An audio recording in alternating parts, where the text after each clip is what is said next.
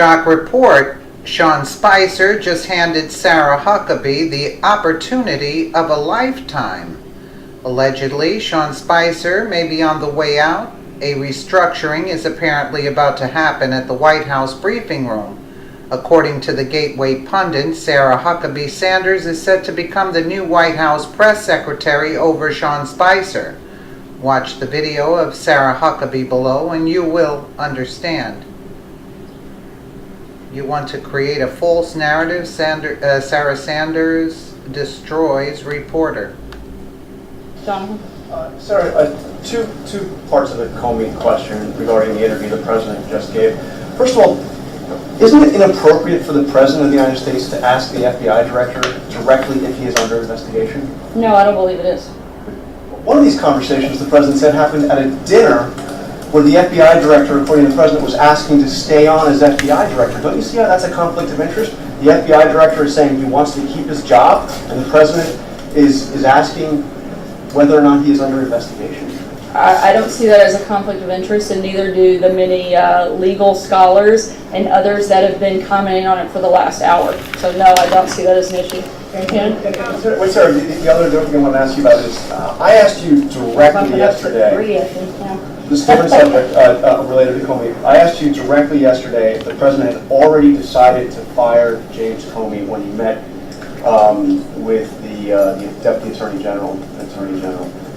And you said no. Also, the Vice President of the United States said directly the president acted to take the recommendation of the Deputy Attorney General to remove the FBI director. Sean Spicer said directly it was all him, meaning the Deputy Attorney General. Now we learn from the president directly that he had already decided to fire James Comey. So why were so many people giving answers that just weren't correct? Were you guys in the dark? Was the Vice President misled again? As happened. I know you love to report that we were misled and we want to create. Hold on, Jonathan. I let you finish and read off every single one of those statements. So unless you want to trade places, I think it's my turn now. I think it's pretty simple. I hadn't had a chance to have the conversation directly with the president to say. I'd had several conversations with him, but I didn't ask that question directly. Had you already made that decision? I went off of the information that I had when I answered your question. I've since had the conversation with him right before I walked on today, and he laid it out very clearly. He had already made that decision. He'd been thinking about it for months, which I did say yesterday and have said many times since. And Wednesday, I think, was the final straw that pushed him, and the recommendation that he got from the Deputy Attorney General just further solidified his decision, and again, I think reaffirmed that he made the right one. Was the Vice President in the dark too? This is important. Was the Vice President in the dark too? Nobody was in the dark, Jonathan. You want to create this false narrative. If we want to talk about contradicting statements and people that were maybe in the dark, how about the Democrats? Let's read a few of them. You want to talk about them? Here's what Democrats said not long ago about Comey. Harry Reid said Comey should resign and be investigated by the Senate. Senator Chuck Schumer said, I don't have confidence in him any longer. Senator Bernie Sanders said it would not be a bad thing for the American people if Comey resigned. Nancy Pelosi said Comey was not in the right job.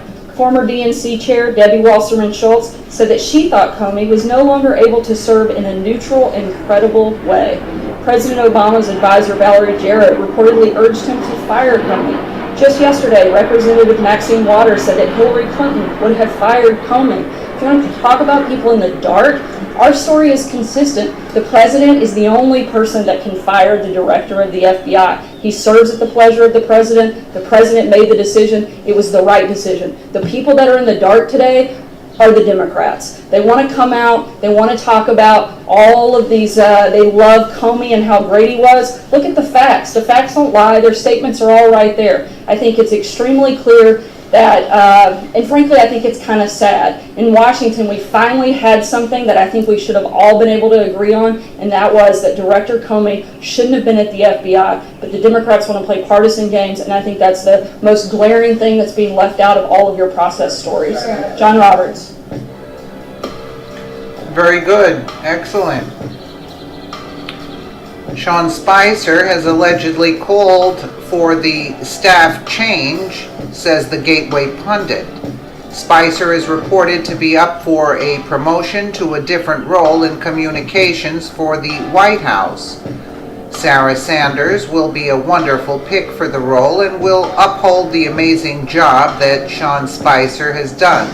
What do you think? Share this on your wall and give Sean Spicer a thank you in the comments. He deserves it. Spicer has had to deal with the media in the worst way and has stood up valiantly against the media monsters. If it becomes true that he is leaving, let's wish him good luck in his next role. So true, so true. Let us know what you think in the comments below, and thank you so much for watching. She's a tough cookie.